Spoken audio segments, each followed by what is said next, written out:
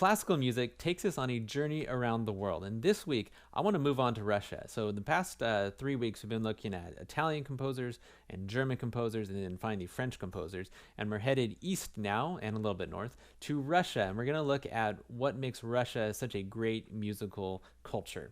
Now, I've always stated that art and music reflect the culture in which they're created. And Russia is no different from this.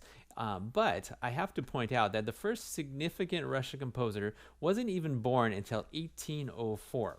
So that's a little later than our Italian composers and some of our German composers and some of our French composers. So we have to look at what was happening.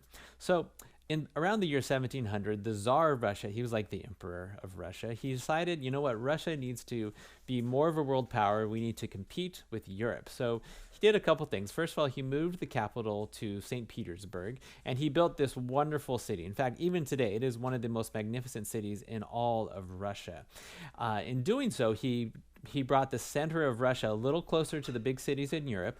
It provided access to more of the things that were happening culturally in Europe at the time. And so from the 1700s on, you started hearing Italian operas and symphonies from German composers and all this great artwork that was brought in as well. In fact, they have one of the greatest art museums in the world. It's called the Hermitage.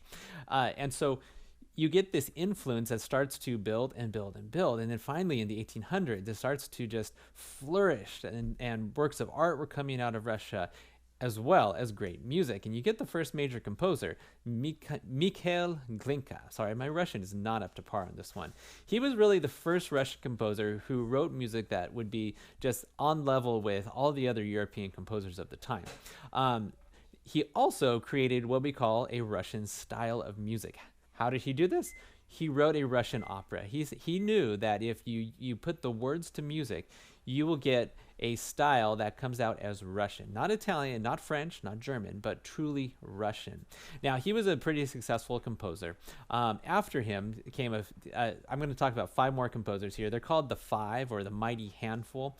And that is Balakirev and Caesar Cui, Modest Mussorgsky, Nikolai Rimsky-Korsakov, and also Alexander Borodin. Now, the only one who was a professional musician was Balakirev, and he's actually probably the least famous composer of these 5. Ironic, isn't it? And so he was a pianist, and he thought, you know what, let's teach ourselves how to compose. So he got these 5 people together. Some were army officers. One guy worked for the post office. One was a chemist.